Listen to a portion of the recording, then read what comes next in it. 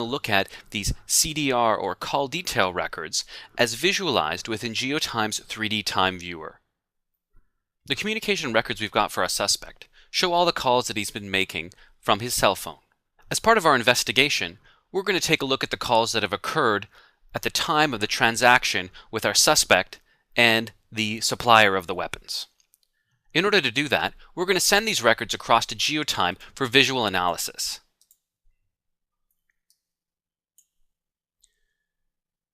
GeoTime has a patented 3D time viewer, allowing us to see when events have taken place not only from their location, but also when they took place in time. Let's take a look at the calendar view within GeoTime to see the time in which these calls were made. Here we can see that the first call made from our suspect occurred at 7:55 a.m. There are 3 subsequent calls that have occurred. Let's take a closer look at the first call. This first call occurs from our suspect to our suspected arms dealer.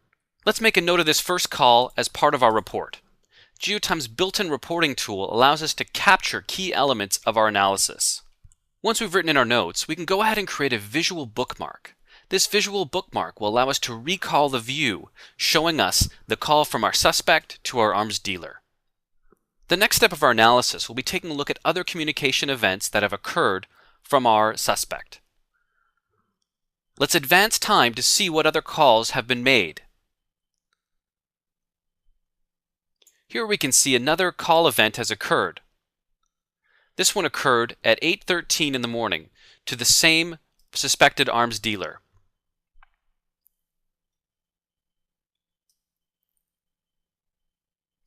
Now we're seeing the full range of records from our suspect.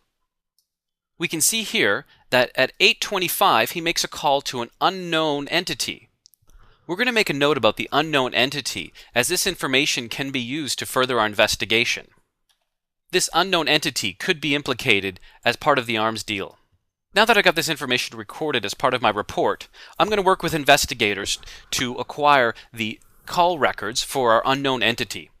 Let's go ahead and bring those in.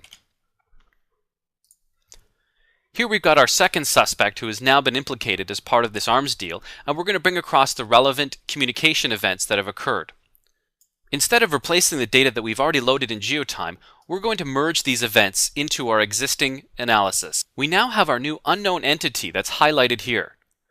As we can see, this unknown entity had been communicating with our suspect. Let's step through the communications that have occurred throughout that period. As part of our analysis, we may want to differentiate between the multiple entities that we are analyzing. For our suspect, I'm going to go through and put his mugshot in as his icon representation. I'm also going to go ahead and put an icon in for our unknown entity. This gives us a way to visually differentiate between the different entities within our analysis. Let's take a look at the calls that have been made. Here we can see the first call that occurred earlier on in the morning, where our suspect is contacting this new entity. A few minutes later, we can see that our suspected arms dealer is returning the call of our suspect. We assume that this call is to confirm the transaction that's about to occur. Let's move ahead in time and see the rest of the communication records. Here we can see some movement that's occurred by our suspected arms dealer based on the communication events that have occurred. Here's a call he makes to an unknown person in red.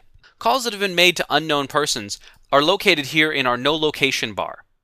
As we continue to move forward, we can see that there's a potential meeting point here with our suspect and the suspected arms dealer. Let's make sure we include this as part of our report. We'll go ahead and create a visual bookmark, which is going to allow us to come back and recall this view. Here's where we believe that the transaction occurred in which our suspect was able to acquire the weapon. Let's continue to look at the rest of the communication records. Here we can see that a few communications have occurred with another unknown suspect. What we're interested in knowing is who our suspected arms dealer was communicating with. We've now got our third suspect as part of this investigation, and we're going to merge in their communication records as well. We're now visualizing 3 different communication records, all simultaneously. Here we can see that we have interlinked relationships between these 3 callers. Let's go ahead and change the visual look of our third entity. Let's now start taking a look at the communication events that have occurred with our orange entity. The first communication event that occurred is here with our suspected arms dealer. This communication event occurs just before the meeting between our suspect and the suspected arms dealer. Let's make sure that we include this as part of our report. Now let's continue to look at the rest of the communication records. What we can see here is that the entity in orange has communicated with another entity in red. Let's take a look at who else has been communicating with our suspect in red. To do this, we're going to use the link analysis tool. The link analysis tool will allow us to evaluate what other entities are connected to our entity in red.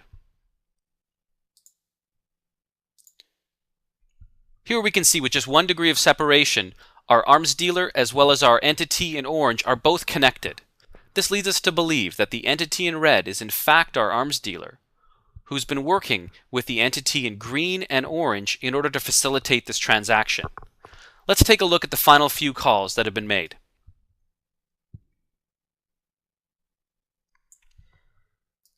Here we can see several calls that were made after the transaction by our entity in orange to our new suspected arms dealer. This leads us to believe that there was a confirmation of the transaction made. Let's make sure that we record this as part of our report. This new information could be extremely valuable to investigators. Now that we've completed our report, we can send off a copy to investigators. We can also go through and interactively step through our investigation. Here you can see all the visual bookmarks that we've captured, which annotate and present the relevant movement and communications of our suspects. This allows investigators to get a much more visual understanding of events and communications that have occurred.